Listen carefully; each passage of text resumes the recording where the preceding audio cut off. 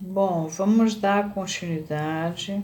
A gente tinha parado na surpresa que o Freud teve quando soube que o pai do rapaz já tinha falecido. Aí tem uma nota na página 158 que faz referência exatamente ao relato original do caso. O pai do rapaz morreu em 1899, quando o rapaz tinha 11 anos. E essa primeira entrevista, ele tinha 29 anos. Portanto, nós temos aí 18 anos de distância e era como se o pai tivesse morrido na ocasião. Bom, seguindo agora, ainda estamos na questão da sexualidade infantil. Segue Freud falando. Os eventos no 6º ou 7º ano de idade que o paciente descreveu na primeira sessão de seu tratamento não eram puramente, como ele supunha, o começo de sua enfermidade, prestem atenção, mas já eram a própria doença. Era uma neurose obsessiva completa, não faltando elemento essencial algum.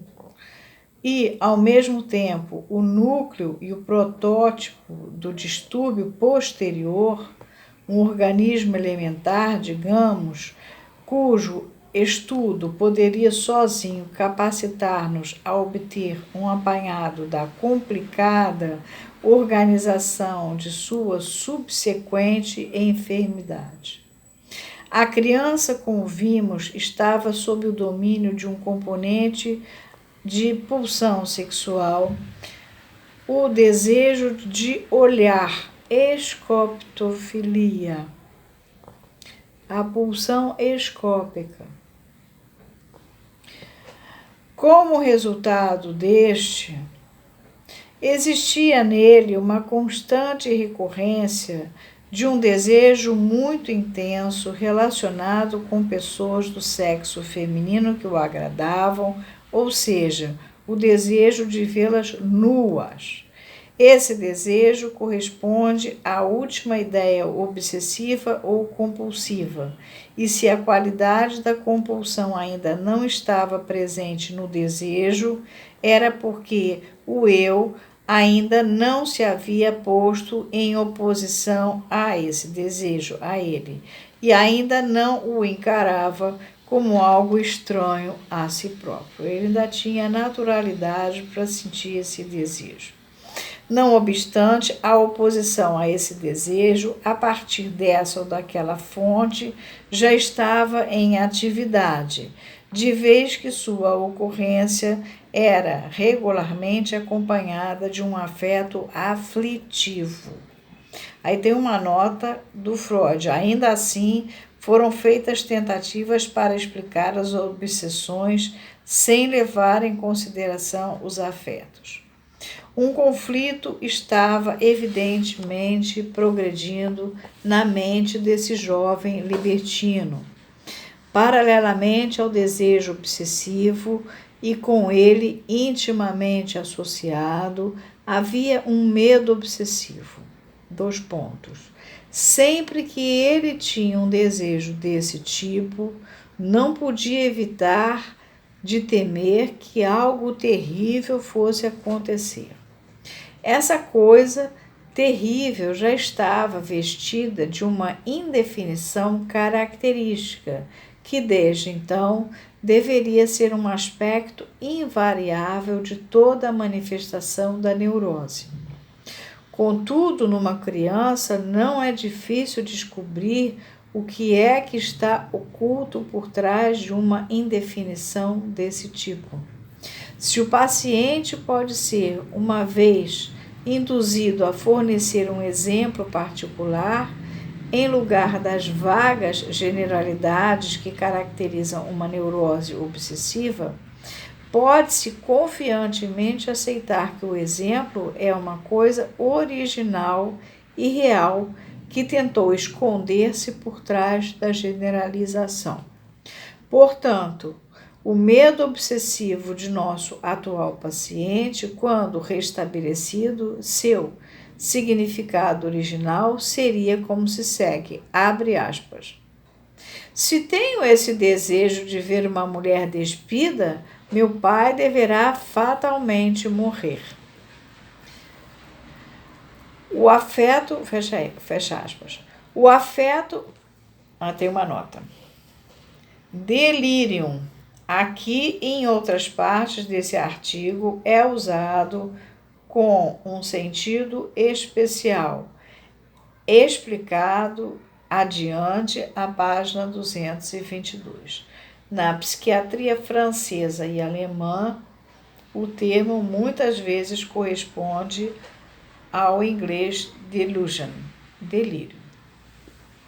Delírio é uma historinha já organizada, né?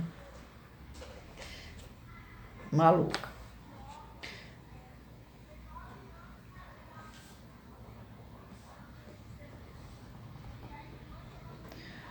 O afeto aflitivo estava distintamente colorido com um matiz de estranheza e superstição, e já estava começando a gerar impulsos para fazer algo a fim de evitar o mal iminente. Esses impulsos deveriam subsequentemente desenvolver-se em medidas de proteção, em itálico, que o paciente adotava. Freud usa a palavra paciente.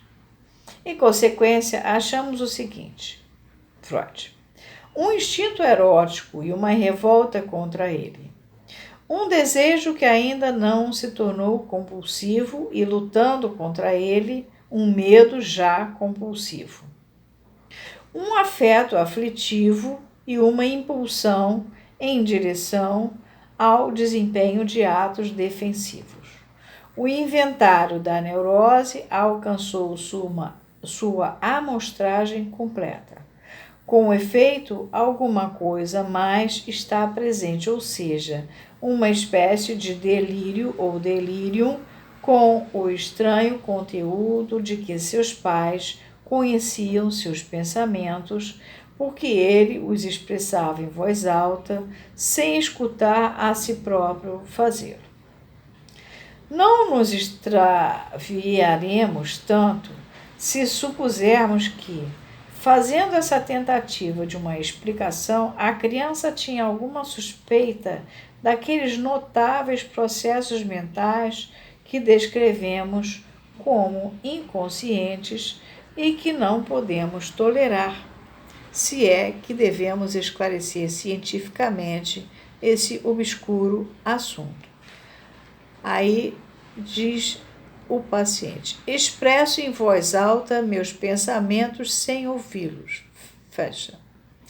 Soa como uma projeção, não, esse é o Freud repetindo a frase do paciente.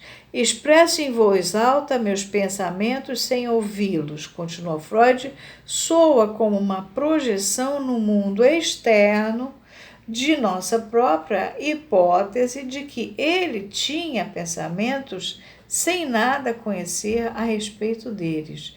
Soa como uma percepção endopsíquica daquilo que foi reprimido, recalcado.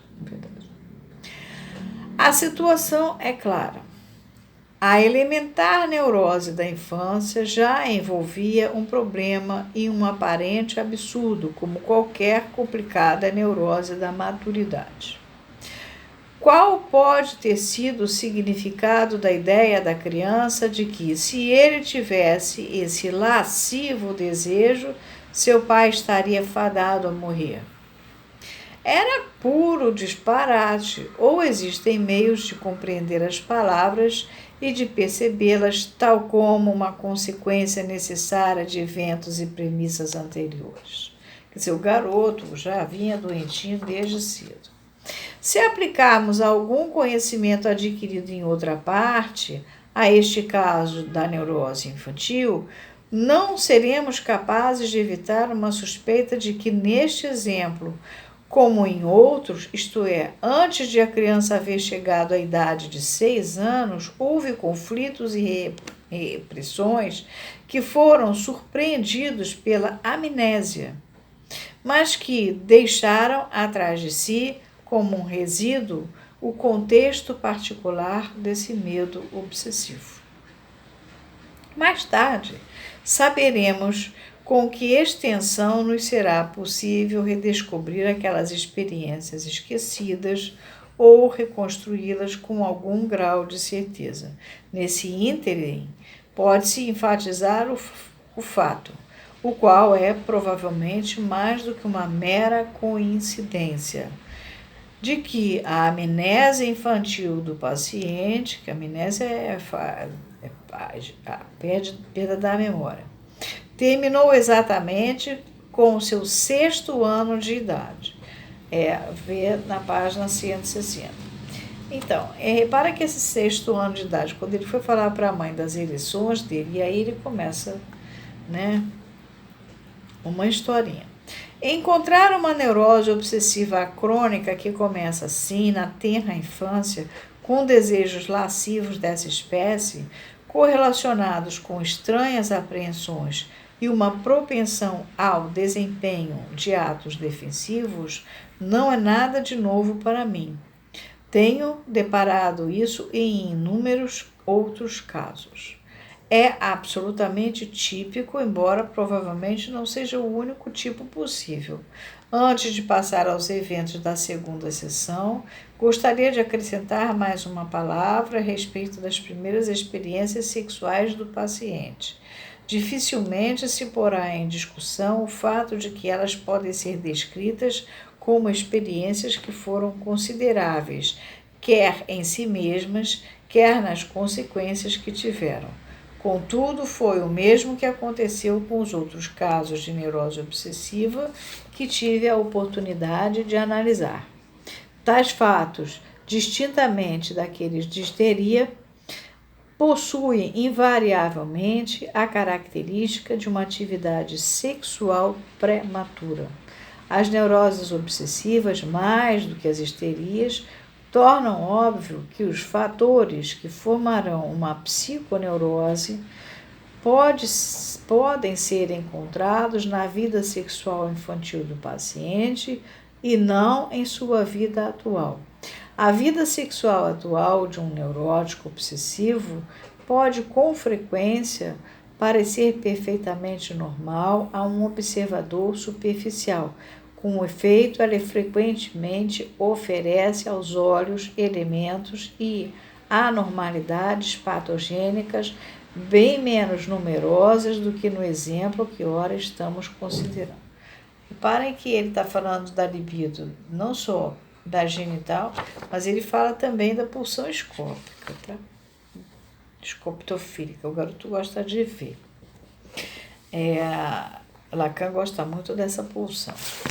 Lacan, Freud já estava falando disso aqui no Homem dos Ratos, mesmo antes dele saber sequer que tinha teoria pulsional em jogo. Bom, a gente encerra aqui a parte da sexualidade infantil. Eu queria esclarecer a vocês o seguinte: em qualquer língua que vocês estejam lendo, é só pegar as obras completas do Freud. Agora nós estamos, por exemplo, na página 170. Em qualquer delas, se for das obras completas, oficiais, vai estar todo mundo na página 170. Agora a gente vai para o grande medo obsessivo, mas é depois. A gente vai parar aqui.